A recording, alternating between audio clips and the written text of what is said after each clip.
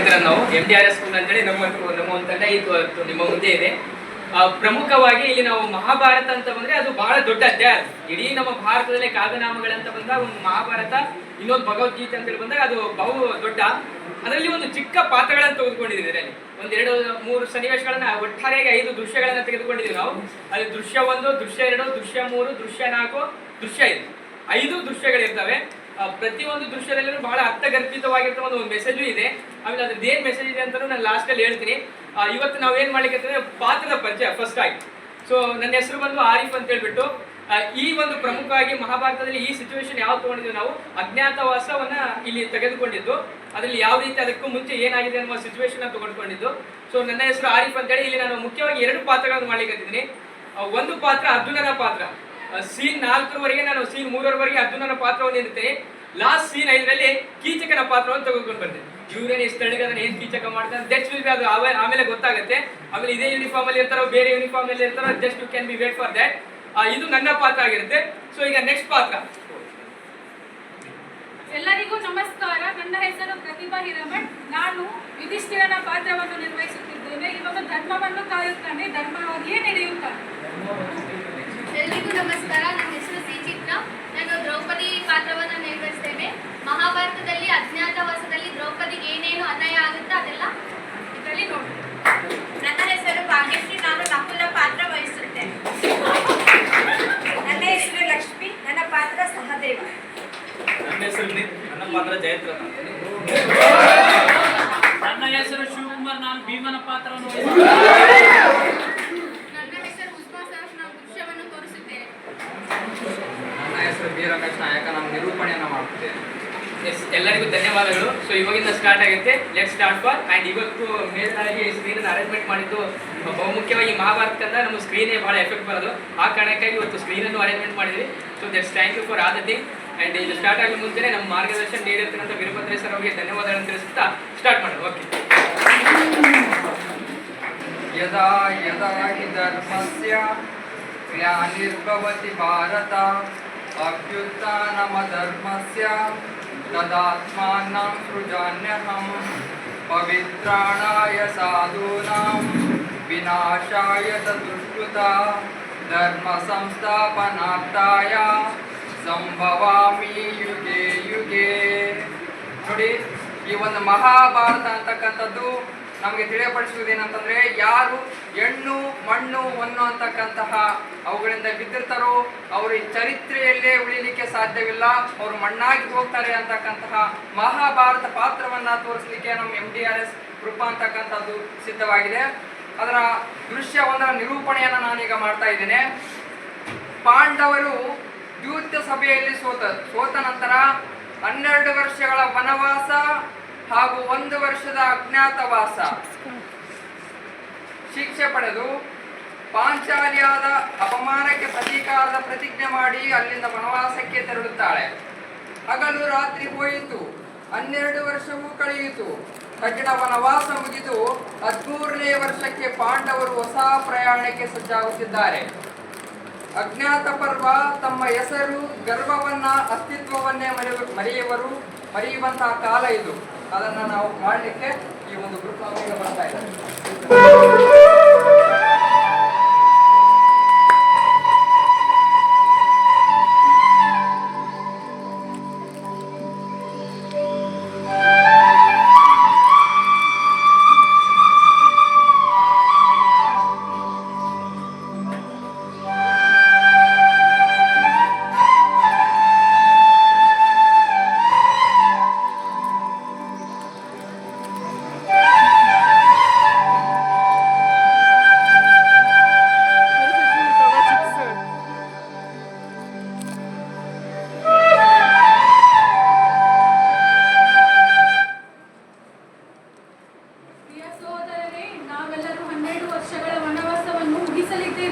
ಇನ್ನು ಕೆಲವೇ ದಿನದಲ್ಲಿ ನಮ್ಮ ಅಜ್ಞಾತವಾಸವು ಆರಂಭವಾಗುತ್ತದೆ.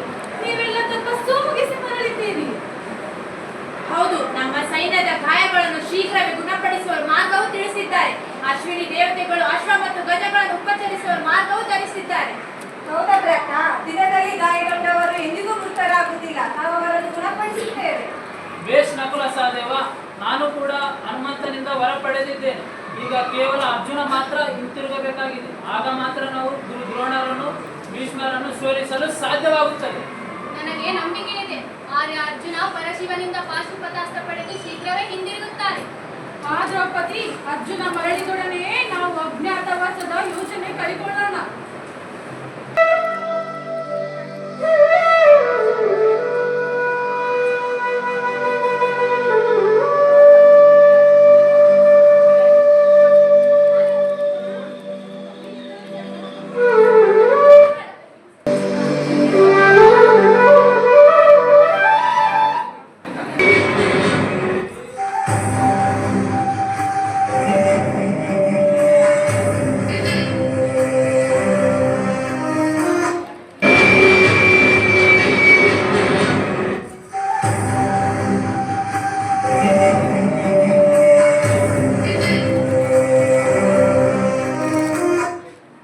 ಯಾರು ನೀನು?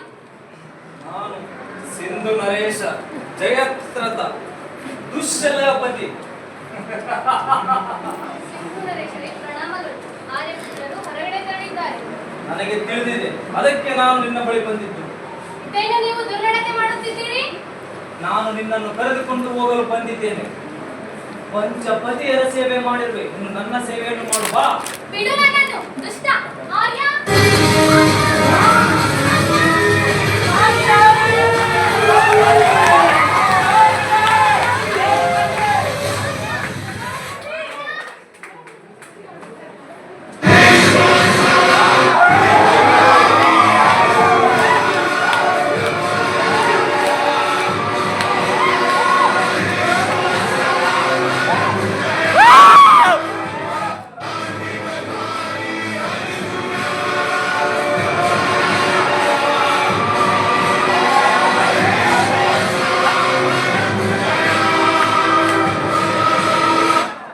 ದ್ರೌಪದಿಯನ್ನು ಸ್ಪರ್ಶಿಸುವ ದುಸ್ಸಾಹಸ ಹೇಗೆ ಮಾಡಿದೆ? ಪಾಂಚಾಲಿಯನ್ನು ಸ್ಪರ್ಶಿಸಿದರೆ ಪಾಂಡವರನ್ನು ಸುಮ್ಮನೆ ಇರುವುದಕ್ಕಾಗುತ್ತಾ? ದ್ರೌಪದಿಯನ್ನು ಸ್ಪರ್ಶಿಸಿದರೆ ನಾವು ಸುಮ್ಮನೆ ಬಿಡುವುದಿಲ್ಲ, ನಾಶ ಮಾಡುತ್ತೇವೆ.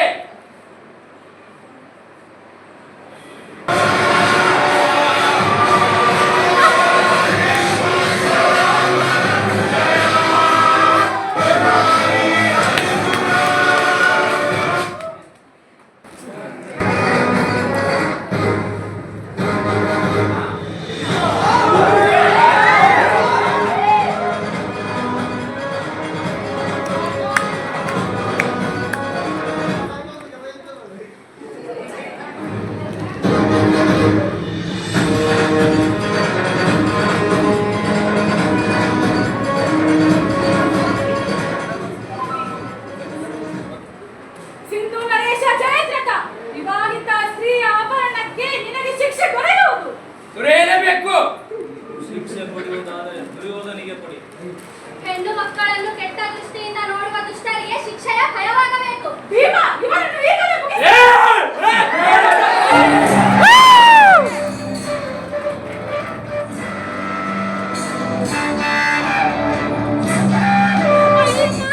ಬೇಡ ಭ್ರಾತ, ಇವನು ಯಾರು ಗೊತ್ತಾ? ಆ ನಮ್ಮ ಸಹೋದರಿ ದುಶ್ಯನೆಯ ಪತಿ. ಇವನನ್ನು ಹತ್ಯೆ ಮಾಡಿದರೆ ನಮ್ಮ ಸಹೋದರಿ ವಿಧವೆ ಆಗಬಹುದು. ಅರ್ಜುನ, ಇವನನ್ನು ಹೀಗೆ ಸುಮ್ಮನೆ ಬಿಡಬೇಡ. ಇವನನ್ನು ಹೀಗೆ ಸುಮ್ಮನೆ ಬಿಟ್ಟರೆ ಒಂದು ದಿನ ಸಮಸ್ಯೆ ತರುತ್ತಾನೆ. ಶಿಕ್ಷೆಯಂತೂ ಪಡಲೇಬೇಕು. ಅರ್ಜುನ ನಿನ್ನ ಬಾಣವನ್ನುತ್ತಾ ಇವನ ತಲೆಯನ್ನು ಬೋಳಿಸಿ ಬಿಡುತ್ತಾನೆ.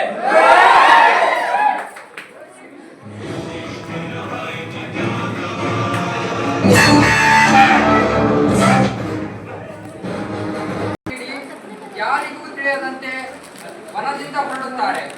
ಮುಂದೆ ಒಂದು ಬೃಹತ್ತಾದ ಬನ್ನಿ ಮರಕ್ಕೆ ಕುಳಿತುಕೊಂಡು ಅಜ್ಞಾತವಾಸದ ಯೋಚನೆ ಮಾಡುತ್ತಾ ತಮ್ಮ ವಸ್ತ್ರಗಳನ್ನ ಅಡಗಿಸುತ್ತಾರೆ. ದೃಶ್ಯ 3 ಮುಗಿತು. ದೃಶ್ಯ 4ಕ್ಕೆ ಬರ್ತಾ ಇದ್ದಾರೆ.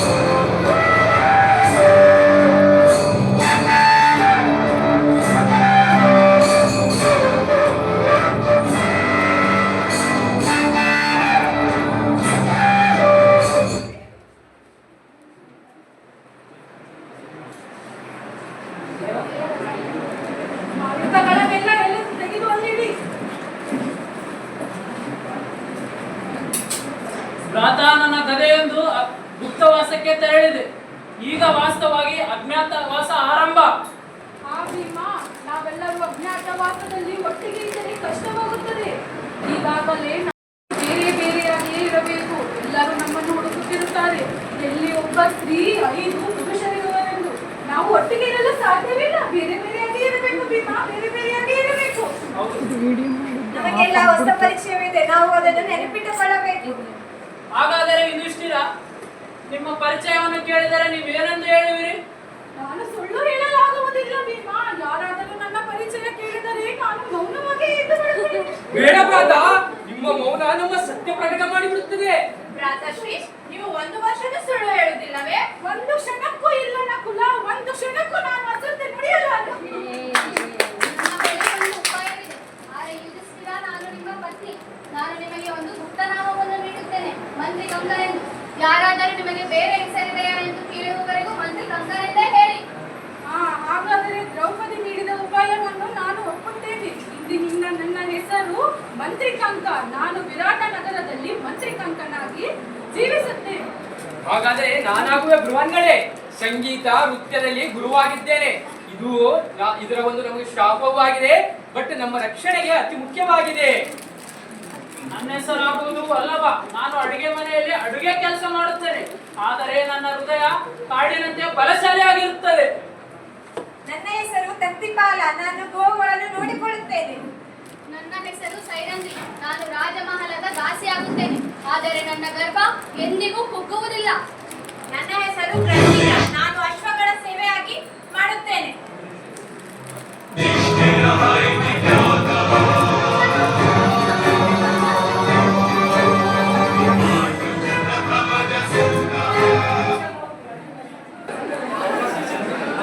ನಾಲ್ಕನ್ನು ನಾವು ನೋಡಬೇಕಾದ್ರೆ, ವಿರಾಟ ನಗರದಲ್ಲಿ ವಾಸಿಸುತ್ತಿದ್ದ ಪಾಂಡವರು ಒಂದು ಗೌಪ್ಯ ಪ್ರದೇಶದಲ್ಲಿ ಒಬ್ಬರನ್ನೊಬ್ಬರು ಭೇಟಿಯಾಗುತ್ತಿರುತ್ತಾರೆ.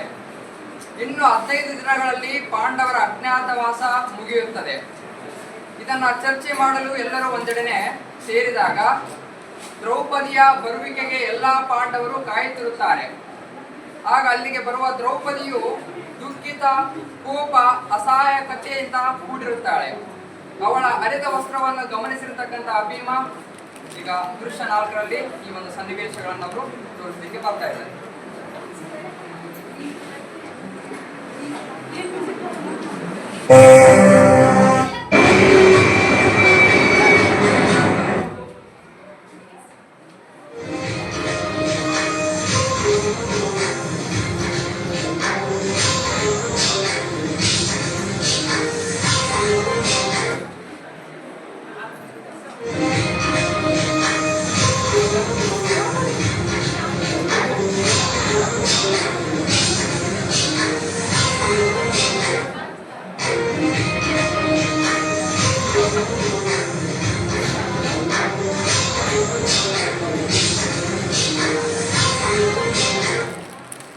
ದ್ರೌಪದಿ, ನಿನ್ನ ವಸ್ತ್ರ ಬೇಕೆ ಹರಿದಿದೆ?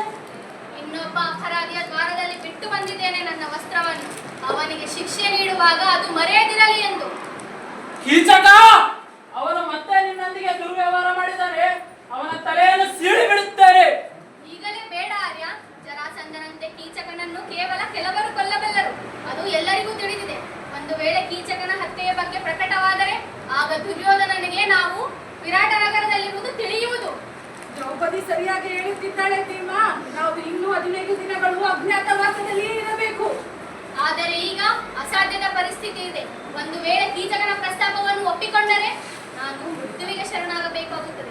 ಒಪ್ಪಿಕೊಳ್ಳದಿದ್ದರೆ ಮತ್ತೆ ನಾವೆಲ್ಲರೂ 12 ವರ್ಷ ವನವಾಸ, 1 ವರ್ಷ ಅಜ್ಞಾತವಾಸ ಕೈಗೊಳ್ಳಬೇಕು. ಹಾಗಾದರೆ ನಾವು ಕೀಚಕನನ್ನು ಕೊಂದು ಇಲ್ಲಿಂದ ಓಡಿ ಹೋಗೋಣ. ನಾವು ಓಡಿ ಹೋಗಲು ಸಾಧ್ಯವಿಲ್ಲ. ಸಾಧ್ಯವ? ನಾವು ಓಡಿ ಹೋಗಲಾಗುವುದಿಲ್ಲ.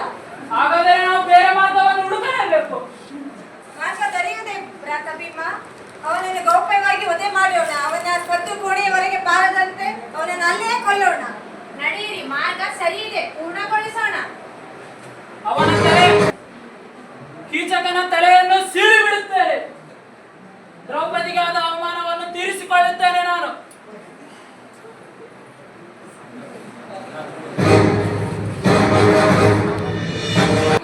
ದೃಶ್ಯ 4 ಅತ್ಯುತ್ತಮವಾಗಿ ಇರಿಸಿಕೊಂಡಿದ್ದಾರೆ. ಈಗ ದೃಶ್ಯ 5ರ ಸನ್ನಿವೇಶವನ್ನು ನಾವು ಅಂತಂದ್ರೆ ಪಾಂಡವರ ಯೋಜನೆಯಂತೆ ಕೀಚಕನ ವಧೆ ನಿಶ್ಚಿತವಾಗಿರುತ್ತದೆ. ಅಂಧಕಾರ ತುಂಬಿದ ಕೋಣೆಯಲ್ಲಿ ದ್ರೌಪದಿಯು ಕೀಚಕನ ವಧೆಗಾಗಿ ಕಾಯುತ್ತಿರುತ್ತಾಳೆ. ಅಲ್ಲೇ ಭೀಮನು ದ್ರೌಪದಿಯೊಂದಿಗೆ ತಾಗಿಕೊಂಡಿರುತ್ತಾನೆ. ಮಾಡಿದ ಕೀಚಕನನ್ನು ಕೊಲ್ಲಲು ಅಡಗಿರುತ್ತಾನೆ. ಇನ್ನೊಂದು ಕಡೆಯಿಂದ ಕೀಚಕನು ಅಂಧಕಾರ ತುಂಬಿದ ಕೋಣೆಗೆ ಪ್ರವೇಶಿಸುತ್ತಾನೆ. ಈಗ ದೃಶ್ಯ ಇದನ್ನ ಪ್ರದರ್ಶನ ಮಾಡಲಿಕ್ಕೆ ಬರ್ತಾ ಇದ್ದಾರೆ.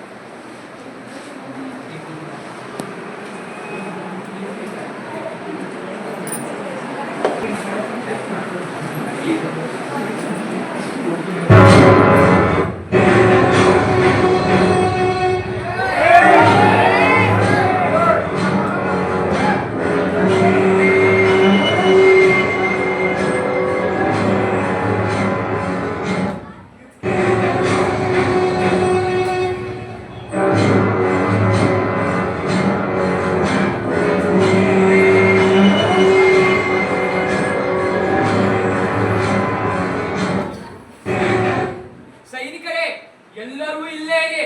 ಯಾರನ್ನು ಒಳಗಡೆ ಪ್ರವೇಶಿಸದಂತೆ ಬಿಡಬೇಡಿ. ಏನಿದು ಅಂಧಕಾರ ಬಗ್ಗೆ? ನಿನ್ನ ಪತಿಯರು ನನ್ನನ್ನು ಹತ್ಯೆ ಮಾಡುವುದನ್ನು ಯೋಚಿಸುತ್ತಿದ್ದೀಯಾ?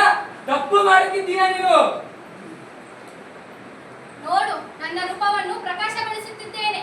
ಪ್ರಕಾಶವನ್ನು ಸಹಿಸಿಕೊಳ್ಳಲು ನೀನು ಅಗ್ನಿಯ ತಾಪವನ್ನು ಸಹಿಸಿಕೊಳ್ಳಬೇಕು.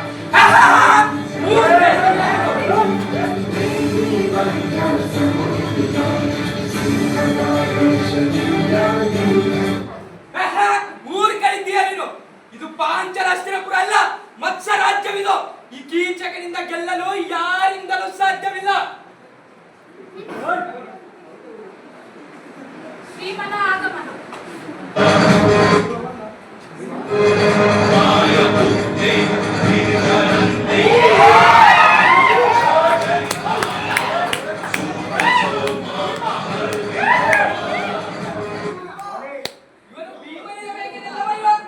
ಪಾಂಚಾಲಿಯನ್ನು ಗುರುತಿಸಿದೆ, ಆದರೆ ಈ ಭೀಮನನ್ನು ಗುರುತಿಸಲಾಗಲಿಲ್ಲವೇ? ಗೊಂದ ಮಾಡಬೇಡ, ಮೂರ್ಖತೆ ತೋರಿಸಬೇಡ. ಇಲ್ಲಿಂದ ಹೊರಟು ಹೋಗು. ಈ ದ್ರೌಪದಿಯನ್ನು ಇಲ್ಲೇ ಬಿಟ್ಟು ಬಿಡು. ಕೆಸರಿನಲ್ಲಿದ್ದರೂ ಆನೆ ಆನೆ, 100 ಶ್ವಾನಗಳು ಬಂದರೂ ಈ ಆನೆಯನ್ನು ಏನು ಮಾಡಲು ಸಾಧ್ಯವಿಲ್ಲ. ನಾನು ಕೂಗಿದರೆ ನನ್ನ ರಕ್ಷಣೆಗೆ ಬರುವವರು, ನಿನಗೆ ಯಾರು ಬರುವವರು? ನಿನ್ನ ಧ್ವನಿ ಕೋಟೆಯಿಂದ ಹೊರಗೋದರೆ ಮಾತ್ರ ನಿನ್ನ ರಕ್ಷಣೆಗೆ ಬರೋರು. ಮೂರ್ಖ.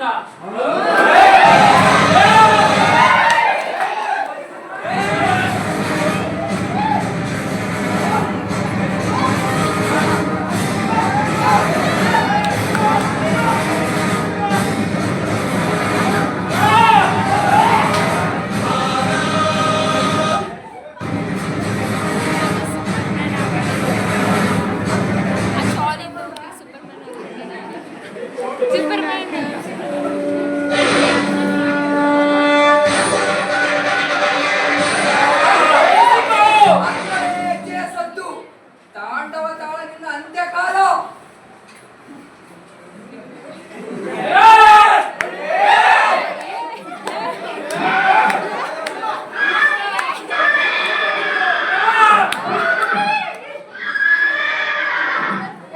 ಇದು ದಮಗ್ರಂಥಿ ಅಶ್ವ. ಗಮನವಿಟ್ಟು ಕೇಳು. ಅದರ ಸದ್ದು ನಿನ್ನ ಮೃತ್ಯುವನ್ನೇ ಶೀಘ್ರವೇ ನಿನ್ನ ಬಳಿ ಕರೆತರುವುದು.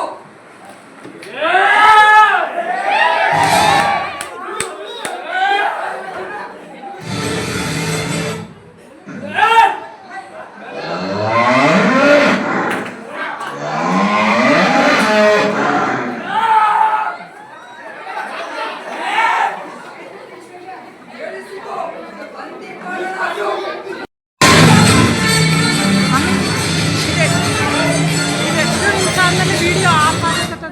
ನೀನು ಓಡಿ ಹೋಗಲು ಸಾಧ್ಯವಿಲ್ಲ. ನಿನ್ನ ಧ್ವನಿ ಈ ಕೋಣೆಯಿಂದ ಹೊರಹೋಗಲು ಸಾಧ್ಯವಿಲ್ಲ.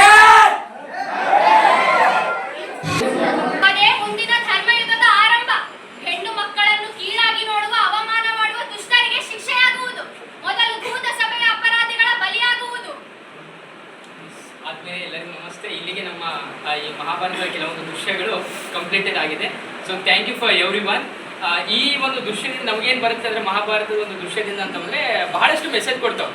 ಅದರಲ್ಲ ಇಲ್ಲಿ ನಾವು ಬಹುಮುಖ್ಯವಾಗಿ ನಾವು ತೆಗೆದುಕೊಂಡಿರುವಂಥ 5 ಸನ್ನಿವೇಶಗಳಲ್ಲಿ ಏನಿದಾವಂದ್ರೆ, ಸೊ ಮೊದಲನೇದಾಗಿ ಯಾವುದೇ ಒಬ್ಬ ಗಂಡು ಮಗ ಆಗಲಿ ಹೆಣ್ಣಿನಿಂದ ಬಿದ್ದವ ಅವತ್ತು ಯಾವತ್ತು ಧರ್ಮದಲ್ಲಿ ಪ್ರಸಿದ್ಧಿ ಆಗ್ಲಿಕ್ಕೆ ಆಗಲ್ಲ, ಅವನ ಅವನತಿ ಇದ್ದೇ ಇರುತ್ತದೆ ಅನ್ನುವಂಥದ್ದು. ಅದಕ್ಕೆ ನಮ್ಮ ಒಂದು ಸಂಸ್ಕೃತದಲ್ಲಿ ಬಹಳ ಚೆನ್ನಾಗಿ ಶುರುವಾಗಿದೆ, ಎತ್ತರ ನಾರಿ ಅಂತಂದ್ರೆ ಎಲ್ಲಿ ನಾರಿಯರನ್ನು ಪೂಜಿಸ್ತಾರೋ ಅಲ್ಲಿ ದೇವತೆಗಳು ಇರ್ತಾರಂತೆ. ಸೊ ಅಷ್ಟು ಪ್ರಕೃತಿ ಭಾವ ಯಾರಲ್ಲಿದೆ ಅಂದ್ರೆ ಆ ಹೆಣ್ಣಿನ ಮನಸ್ಸಿನಲ್ಲಿದೆ ಅನ್ನುವಂಥದ್ದು.